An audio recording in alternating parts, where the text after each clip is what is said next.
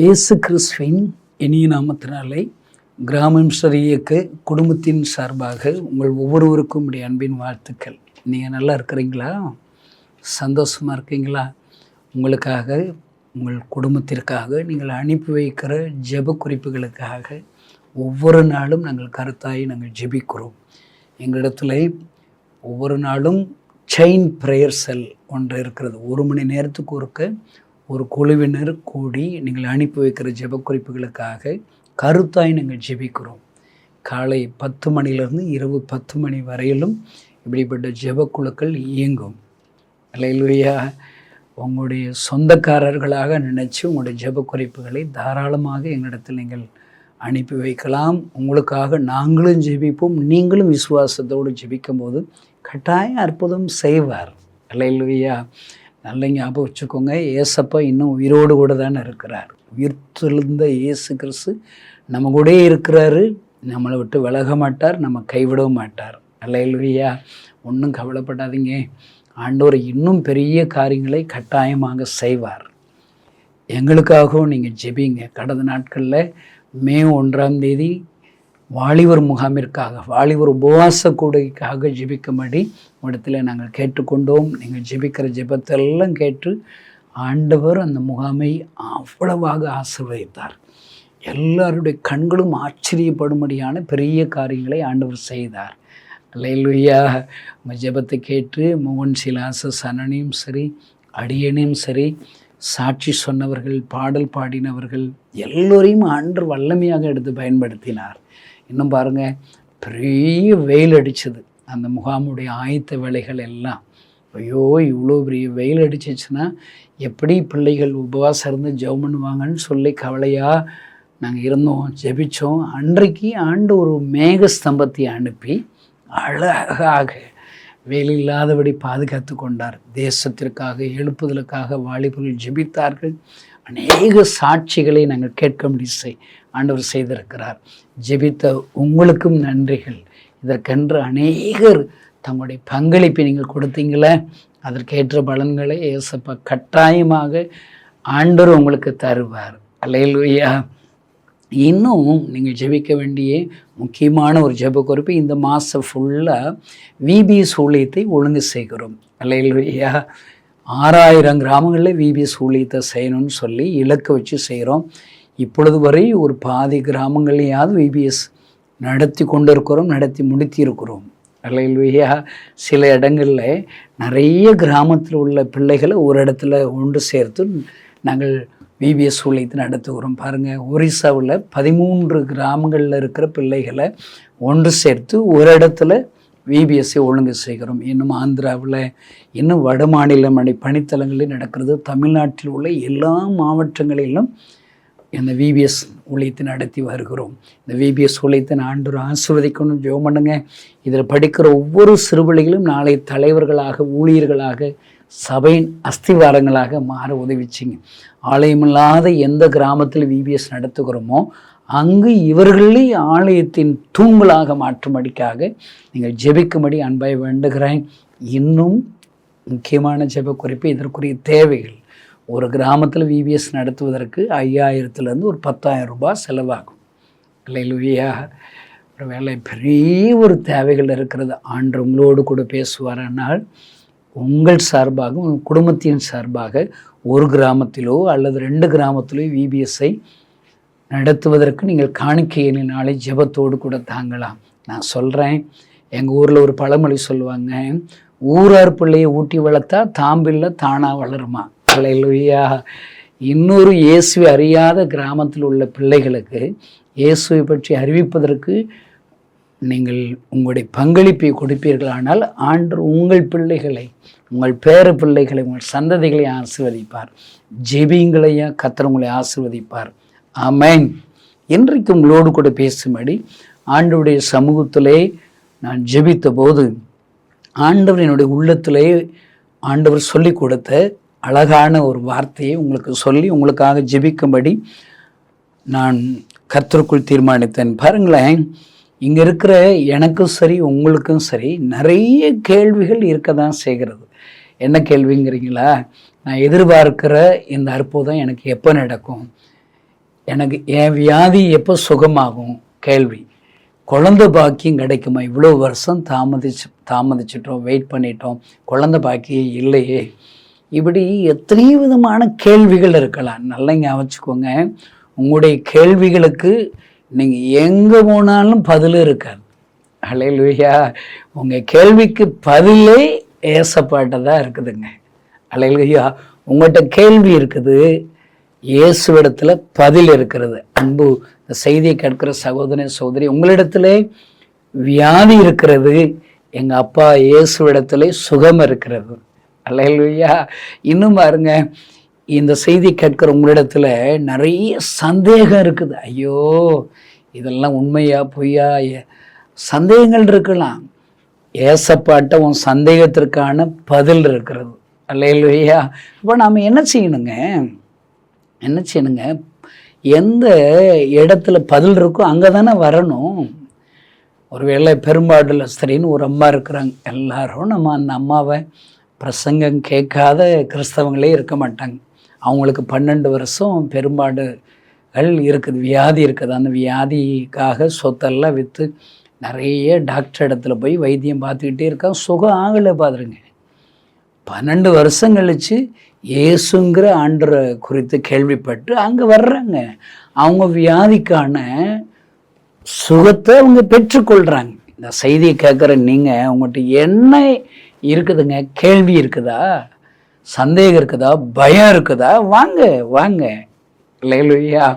பாருங்களேன், எல்லா கிராமங்கள்லேயும் போய் சுவிசேஷம் அறிவிக்கும் போது நம்ம சொல்கிற வசனங்கள், எல்லாரும் யூஸ் பண்ணுற வசனங்கள் ஒன்று என்ன தெரியுமா?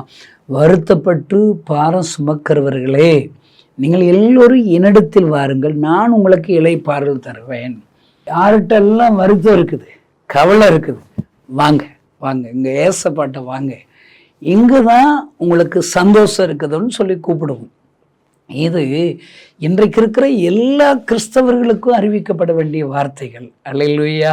ஒருவேளை நீங்கள் கிறிஸ்தவர்களாக இருக்கலாம், கிறிஸ்தவங்க அல்லாதவர்களாக இருக்கலாம். உங்கள்கிட்ட என்ன இருக்குதுங்க? வாங்க, இங்கே வாங்க, இங்கே வாங்க, இங்கே பதில் இருக்கிறது. இப்போ மோசஸ் ஆண்டவர் சந்திக்கிறார். அவனுக்கு சாக போகிற, அவனுக்கு பிறந்தோடனே அவன் செத்து போயிடணும், அவனுக்கு உயிர் கொடுக்கிறார், மருத்துவச்சிகள் மூலியமாக உயிர் கொடுக்கிறார். அல்லேலூயா. ராஜ அரண்மனையில் ராஜாத்தி மூலியமா வளர்க்கிறார். ஆண்டவர் மோசஸை வளர்க்கிறார். எதற்காக? ஒரு பர்பஸ் வச்சிருக்கிறாருங்க. அந்த பர்பஸ் என்ன? லட்சக்கணக்கான ஜனங்களை, எகிப்தின் அடிமைத்தனத்தில் இருக்கிற ஜனங்களை விடுவிக்கணுங்கிற ஒரு பெரிய பர்பஸ் தேவ திட்டம் வச்சிருக்காரு.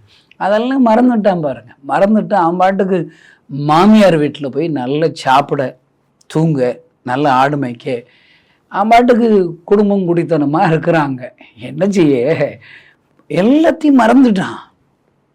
இன்னைக்கு இருக்கிற நிறைய கிறிஸ்தவங்களே பாருங்க, எதற்காக ஆண்டு உங்களுக்கு எனக்கும் ஜீவனை கொடுத்துருக்கிறார். இந்த செய்தியை கேட்கிற அன்பு சகோதரனை, உங்களுடைய வாழ்க்கையில் இன்னும் உசுரை கொடுத்துருக்கிறாரா? நீங்கள் உங்கள் வாழ்க்கை திரும்பி பாருங்கள்.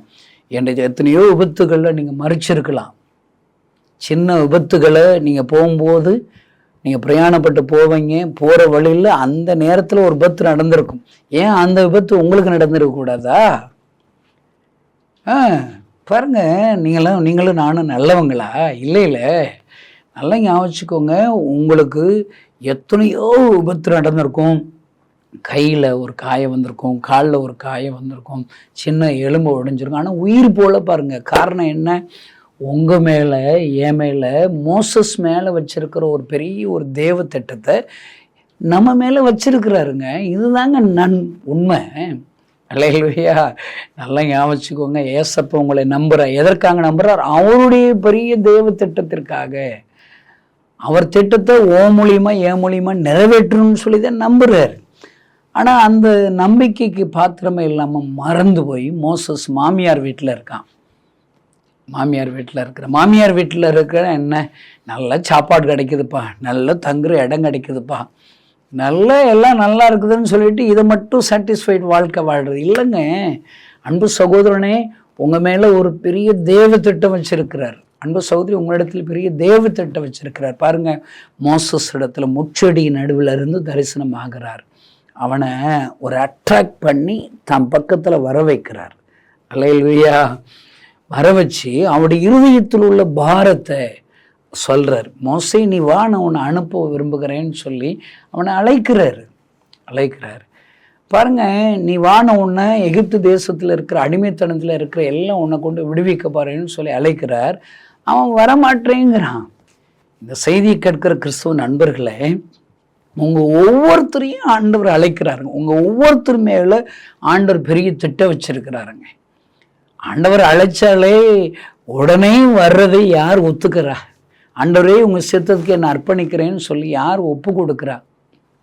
ரொம்ப கம்மி தான். ஆனாங்க பைபிளில் பவுல் ரொம்ப எனக்கு பிடிக்குங்க. சவுல் பவுலாக மாறின உடனே அவன் சொல்கிற இயேசு தான் ரட்சிகர், நீ துன்பப்படுத்துகிற இயேசு நானே என்று அவனிடத்தில் பேசின உடனே இயேசு தான் என்னை சந்தித்திருக்கிறார், இயேசு என்னோடு கூட பேசுகிறார் என்று அறிந்த உடனே அவன் பண்ணுற முதல் ஜெபமேங்க, ஆண்டவரே நான் என்ன செய்ய சித்தமாக இருக்கிறேன்.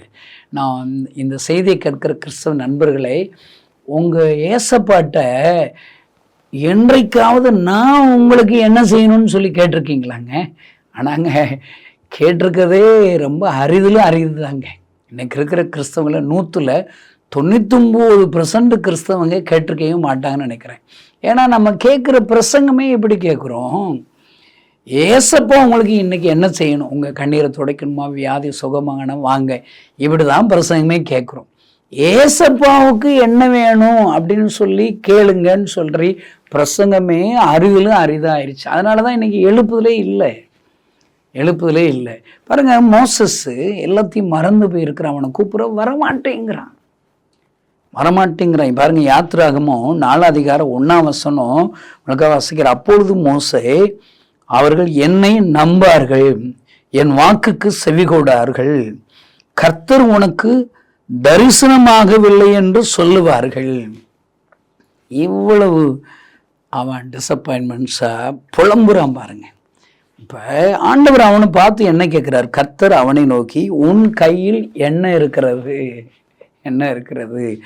அவன் சொல்கிறான், என்ன, ஒரு கோல் என்றான். என் கையில் ஒரு கோல் இருக்குங்கிறான். இன்னைக்கு செய்தி ஏங்க, உங்கள்கிட்ட என்ன இருக்குன்னு உங்கள்கிட்ட கேட்டால் உங்கள்கிட்ட கோலை வச்சுருக்குறீங்க. ஏசப்பா என்கிட்ட அவிசுவாசம் இருக்குது, என்கிட்ட கேள்வி இருக்குது, என்கிட்ட ரொம்ப பயமாக இருக்குது. அவன் சொல்கிறான், ஜனங்களை என்னை நம்பவே மாட்டாருங்க அப்படிங்கிறான். நான் சொல்கிறேன், உங்கள் இருதயத்துக்குள்ளே என்ன இருக்குது? ஏன் ஆண்டவருடைய வார்த்தைக்கு நீங்கள் கீழ்ப்படிய மாட்டீங்க? ஆண்டவர் நினைவேக்கு போய் சொன்னார்னா தர்சுக்கு போகிறோம், யோனாக்களாக இருக்கிறோம். அந்த ஆண்டவருடைய பைபிளில் ஒரு யோனாவை தான் இந்த வேத புஸ்தகம் சொல்லுது. இன்றைக்கு கிறிஸ்தவங்களில் எல்லாரும் யோனாக்களை தான் இருக்கிறோம். ஆண்டவர் ஒன்று சொன்னால் நாம் செய்கிறது இன்னொன்னா இருக்குது. ஆண்டவர் எவ்வளோ பரிதபிக்கிறார் பாருங்க. உங்கள்கிட்ட என்ன இருக்குன்னா கோல் இருக்குங்கிறான். இப்போ இங்கே இருக்கிற உங்கள் எல்லாருக்கும் நான் சொல்கிறேன், நீங்கள் உங்கள்கிட்ட என்ன இருக்குதோ அதை நீங்கள் ஆண்டவர்கிட்ட சொல்லவாது செய்யுங்க. உங்கள் மனசில் இருக்கிறத சொல்லவாது செய்யுங்க. எங்கே வந்து சொல்லணும்? ஜெபத்தில், ஏசப்போடைய சமூகத்தில் நீங்கள் சொல்லணும். அடிக்கடி நான் வழிநடத்துகிற வாலிபர்கள்ட்ட ஒரு பிரசங்கத்தை சொல்லி கொடுக்குறேன். என்ன பிரசங்கம் தெரியுமா? Come to my class room, ஏசப்பா உங்களை அழைக்கிறார். என்னுடைய வகுப்பறைக்கு வா மகனே, என்னுடைய வகுப்பறைக்கு வா மகளே என்று சொல்லி இயேசு கிறிஸ்து ஒவ்வொருவரையும் ஆண்டவர் அழைக்கிறார் தம்முடைய பிள்ளைகளை. அல்லேலூயா. நல்லா ஞாபகம் வச்சுக்கோங்க, கிளாஸ் ரூமுக்கு போன பிள்ளை தான் ஃபர்ஸ்ட் ரேங்க் எடுக்கும். அல்லேலூயா. கிளாஸ்க்கு போகணும் இல்லைங்க, உட்காந்து வாத்தியார் என்ன சொல்கிறாருன்னு கேட்கணும் இல்லைங்க. இன்னைக்கு கிறிஸ்தவங்களுக்கு கிளாஸ் ரூம் என்னது? ஜெப அறை தான். அல்லேலூயா. அந்த ஜெப அறையில் போய் உன்ட என்ன இருக்குதோ அங்கே சொல்லு. கேள்வி இருக்குதா சொல்லு, பயம் இருக்குதா சொல்லு. தோமா பாருங்க, நான் அவரை ஒன்றும் நம்ப மாட்டேன், என் கையை விரல நான் காயத்தில் விட்டு தான் நம்புவேங்கிறான். அவன்கிட்ட சந்தேகம் இருக்குது பாருங்க. அந்த சந்தேகத்தை தீர்க்கிறார்ல. எரேமியா 1 வாசித்து பாருங்க. ஆண்டவர் தாயின் கருவில் உருவாவதற்கு முன்னமே உன்னை அழைச்சிட்டேன்ப்பா, உன்னை ஒரு பெரிய தீர்க்கதரிசியாக நான் உன்னை பயன்படுத்த போகிறேன்னு சொல்கிறாரு எரேமியா மேலே. அவன் சொல்கிறான், நான் சின்ன பையன், நான் பேச அறியேங்கிறான். பேச அறியேங்கிறான். இன்னைக்கு நிறைய பேர் இப்படி தான் இருக்கிறோம். எனக்கு அது தெரியாது, இது தெரியாது. என்னன்னாலும் என்னங்க, நீங்கள் அப்பாட்ட வாங்க, அப்பா அவங்களுக்கு ஒரு பதில் சொல்லி கொடுப்பார். அல்லேலூயா. பாருங்க, அவனை தாழ்வு மனப்பான்மையான உள்ள அவனுடைய வகுப்புரைக்கு வர சொல்லி உன்னை நான் சொல்லிக் கொடுங்க. இப்போ என்ன பார்க்குற இந்த ஒன்றாம் டீச்சரு இப்படி கோடு போடுவாங்க. இதென்ன படுக்கை கோடு, அடுத்து ஒரு முட்டை போடுவாங்க, இதுதான் வட்டம். இப்போ இப்படி போட்டு ஆனா சொல்லி கொடுப்பாங்க, பார்த்துருக்கீங்களா? அல்லேலூயா. இப்போ நீங்கள் என்ன பார்க்குற எரேமியாட்ட ஆனா உன்னை பிரச்சனை, ஆனா உன்னை பாடம் நடத்துகிறாரு பாருங்க. இதனால் அடிப்படை சத்தியங்க. அல்லேலூயா. எரேமியா 1 அந்த கிளையை காண்கிறேங்கிறான். அல்லேலூயா. பாருங்க, இன்னைக்கு நீங்க கிளாஸ் ரூமுக்கு வந்தாலே உங்களுக்கு எல்லா காரியத்தையும் ஆண்டவர் என்ன செய்வார்? சொல்லி கொடுப்பார். நான் உங்களுக்காக நல்லா வாசிக்கிறேன் பாருங்க. 11வது வசனத்துல, பின்னும் கர்த்தருடைய வார்த்தை எனக்கு உண்டாகி, எரேமியாவை என்னத்தை காண்கிறாய் என்று கேட்டான். அதுக்கு வாதுமை மரத்தின் கிளையை காண்கிறார். ஒரு கிளைங்க, ஒரு போட்டோ அப்படி பார்க்கிறார். நீ கண்டது சரிங்கிறார். நல்லா ஞாபகிச்சுக்கோங்க, நீங்க அப்பா சமூகத்துல உங்க மனசுல என்ன இருக்குது, உங்கள்கிட்ட என்னங்க இப்ப இருக்குது, அதை நீங்க சொல்லி தொலைங்க, சொல்லுங்க. அப்பா என்கிட்ட கண்ணீர் இருக்குது, அந்த கண்ணீரை அப்பா சமூகத்துல ஊத்துங்க. எதனால அவன்கிட்ட சொன்னீங்கன்னா அவர் உங்களை ட்ரெயினை பண்ணுவார், பதில் கொடுப்பார். அல்லேலூயா. யாத்ராம் புஸ்தகம் ஃபுல்லாக பாருங்க. அவன்கிட்ட ஒரு பெரிய குறைச்சல் வருதா, தண்ணி இல்லைங்க முறுமுறுக்கிறாங்க. இவருக்கு என்ன இருக்குது? ஜெபம் மட்டும்தான் இவருக்கு, ஜெபம் மண்ணு தான் தெரியும். யார்கிட்ட ஜெபிக்க தெரியும்? இப்போ தண்ணி வரலைன்னு வனாந்தரத்துனா அங்கே திடீர்னு கிணற வெட்டிட முடியுமா? திடீர்னு தண்ணியை வர வச்சிட முடியுமா லட்சக்கணக்கான ஜனங்களுக்கு? நல்லா ஞாபகிச்சுக்கோ, மோசஸால் அவ்வளோ லட்சக்கணக்கான ஜனங்களுக்கு தண்ணி கொடுக்கவே முடியாது. இவர் என்ன தான் செய்ய முடியும்? உன்கிட்ட என்ன இருக்குது? இவருக்கு ஜெபம் இருக்குது, ஜெப ஆவி இருக்குது. இவரால் ஜெபம் பண்ண தெரியும். போய் ஜெபம் பண்ணுறார். ஐயோ ஜனங்கள் இப்படி முறுமுறுக்கிறாங்களே, தண்ணி இல்லையேங்கிறாரு. அவர்கிட்ட தான் பதில் இருக்குல்ல. அவர் நினைச்சிடாரு, எப்பா இங்கே வாப்பா மோசஸு, அங்கே என்ன போய் கற்பாரியை பார்த்து நீ அடிங்கிறாரு, தண்ணி வருது. திடீர்னு இன்னொரு இடத்துல பேசுங்கிறாரு, தண்ணி வருது. அன்பு சகோதரனே, இன்னைக்கு இந்த செய்தி கேட்குற உங்க எல்லாரும், உங்கள்கிட்ட என்ன இருக்குது? பயம் இருக்குதா? வியாதி இருக்குதா? கேள்வி இருக்கிறதா? தள்ளாடுதான் இருக்குதா? குழப்பம் இருக்குதா? வாங்க, அப்பா வெயிட் பண்ணிக்கிட்டு இருக்கிறாரு. வாங்க, வந்து சொல்லுங்க, உங்க இருதயத்தை ஊற்றுங்க, அழுங்க, கேள்வியை கேளுங்க. அன்று பதில் சொல்லிட போறாரு. நீங்க இங்க புலம்பாம ஊர்பட்ட மனுஷர்கள்ட்டெல்லாம் அங்க போய் புலம்புனா என்னங்க நடக்கும்? நான் இருக்கிறேன் கணேசன், என்கிட்ட வியாதி இருந்துச்சுங்க. நான் நாட்டு எதுக்கு வந்தேங்கிறீங்க? வியாதி இருந்துச்சு. எல்லா இடத்துக்கும் போனால் ஒன்றும் சரியாகலை. கடைசியில் சாகிற நிலைமையில் இந்த வியாதியோடு சாகணும். சரி, இயேசுவிடத்தில் போனேன். ஏன்னா எங்கள் ஊருக்கு வர்றவங்க எல்லாம் தெருவில் நின்று வெக்கமே இல்லாமல் இயேசுனாரை கும்பிடுங்கன்னு சொல்லி பிரசவம் பண்ணாமல் நம்ம தான் அவங்கள அருவாளத்துக்கு வெட்ட போயிருக்கிறோம். இப்போ என்கிட்ட வியாதி இருக்குது. இந்த வியாதியோடு ஏசப்பாட்ட போனேங்க. பெருமாடுல சரி 12 வருஷம் வியாதியோடு ஏசப்பாட்ட போகிறான். அல்லேலூயா. பாருங்க, சூனைமியாளுங்கிற ஒரு அம்மா, அவங்க பையன் செத்து போயிட்டான். அந்த வியாதியா இருந்து செத்தவனை தூக்கிட்டு, பையனை தூக்கிட்டு எலிசா தீர்க்கதரிசி போறாங்க. அல்லேலூயா. நான் சொல்றேங்க, நீ என்ன, உங்கள்கிட்ட என்னங்க இருக்குது? உங்க மனசுல என்ன இருக்குது? வாங்க, அதோடு கொண்டு வாங்க. 4 பேர் சேர்ந்து ஒரு துமர்வான சுமந்து கொண்டு இயேசு இடத்துல வர்றாங்க. நான் சொல்கிறேன், சும்மா அதையே பாரத்தை உங்கள்கிட்டயே வச்சுக்கிட்டே இருக்காதீங்க. உங்கள்கிட்ட இருக்கிற பாரத்தை, இருக்கிற சந்தேகத்தை, இருக்கிற பயத்தை, இருக்கிற பலகீனத்தை, இருக்கிற கேள்விகளை ஏசப்பாட்ட கொண்டு வாங்க. அப்பா சுகப்படுத்திடுவார், சரியான பதவி கொடுத்து விடுவார். 29 வருடங்களாக இந்த இயேசுவை நான் பிரசங்கிக்கிறேன் கணேசன். அல்லேலூயா. ஒவ்வொரு நாளும் என் வேலை என்ன தெரியுமாங்க? அன்னைக்கு என் மனசில் என்ன இருக்குதோ அதை ஏசப்பாட்ட கொண்டு போய் ஓட்டிடுவாங்க. சில பயங்கள் வரலாம், சில சந்தேகம் வரலாம், சில கேள்விகள் வரலாம், சில காரியத்தில் எப்படி முடிவெடுக்காமல் இருக்கலாம். உள்ளதை உள்ளதென்றும் இல்லதை இல்லதென்றும் அப்பா சமூகத்தில் நான் போய் கொட்டிடுறேன். ஆண்டவர் எல்லா காரியத்தையும் மகிமையான காரியத்தை செய்கிறார். அன்பு இந்த செய்தி கேட்கிற சகோதரன் சோரை ஃபியூ மினிட்ஸுங்க நீங்கள் போங்க, உங்கள் ஜெப அறைக்கு போங்க, இல்லை ஒரு சுவர் பக்கமாக திரும்பி உங்களுடைய காரியங்களை எசைக்கா போல் நீங்கள் ஊற்றுங்க, அழுங்க, ஆண்டவரிடத்தில் அழுங்க. உங்களுடைய இருக்கிறது எல்லாம், உங்கள் மனசில் இருக்கிறதெல்லாம், உங்கள் தலையில் இருக்கிறதெல்லாம் ஏசப்பாட்ட கொடுங்க. அல்லேலூயா. மோசஸ்ட்டு உங்கள்கிட்ட என்ன இருக்குன்னு கேட்குறாரு. கோலை கீழே போடுங்கிறாரு. அவர் சொல்கிறத கேட்டால் பாம்பா மாறுது, பாம்பா வாழை பிடிக்க சொல்கிறாரு, அது கோலாக மாறுது. நானும் சொல்கிறேங்க, ஆண்டவரிடத்துல ஏதோ வல்லமை கட்டாயம் இருக்குதுங்க. நீங்கள் உங்கள்கிட்ட இருக்கிறத ஏசப்பா சமூகத்தில் நீங்கள் கொடுக்கறத நான் என்ன ஊற்றுறது, ஜெபம்ன்றது சொன்னீங்கன்னா ஏசப்பா உங்களுடைய வாழ்க்கையில் அற்புதங்களை செய்வார். கண்களை மூடி நாம் ஜெபிக்கலாமா? பரலோகத்தில் இருக்கிற எங்கள் அன்பு தகப்பனை மக்கள் நன்றி செலுத்துகிறோமை துதிக்கிறோம். ஆண்டவரே, இந்த செய்தியை கேட்கிற ஒவ்வொருவருக்காக நான் ஜெபிக்கிறேன். இந்த செய்தியை கேட்கிற இடத்துல கவலை இருக்குமானால் அந்த கவலைகள் உம்மிடத்துல தரட்டும். வியாதிகள் இருக்குமானால் வியாதிகளை உம்முடைய சமூகத்தில் கொண்டு வந்து சொல்லட்டும். அப்பா, எனக்கு இப்படி வியாதி இருக்கட்டும் என்று நம்முடைய சமூகத்தில் கொடுக்கட்டும். அப்பா ஆண்டவர், கேள்விகளை உம்முடைய சமூகத்தில் கொண்டு வரட்டும். சந்தேகம் இருக்குமானால் அதை கொண்டு வரட்டும். என் ஆண்டவர் உம்மிடத்தில் வல்லமை இருக்கிறதப்பா, பதில் இருக்கிறதா ஆண்டவரே, உம்மிடத்திலே அற்புதம் இருக்கிறதா ஆண்டவரே. தேவரீர் கர்த்தர் மகிமையான காரியத்தை செய்வீராக. இந்த செய்தி கேட்கிற ஒவ்வொருவருக்கும் ஒரு அற்புதம் செய்வீராக. இந்த ஜெப வேளையில் அவர்கள் மீது உம்முடைய வல்லமை இறங்கட்டும். அப்பா, வியாதிகள் சுகமடைவதாக. அவருடைய கேள்விகளுக்கு இன்றைக்கே ஒரு பதில் வருவதாக ஆசீர்வதிக்கிறேன். அப்பா, ஆசீர்வதி. எல்லா விதமான அற்புதங்களும் இயேசுவின் நாமத்தினால் நடப்பதாக. ஜெபத்தை கேட்டு பதில் கொடுத்ததற்காக ஸ்தோத்திரம். இயேசுவின் நாமத்தினால் பிதாவே, ஆமென்.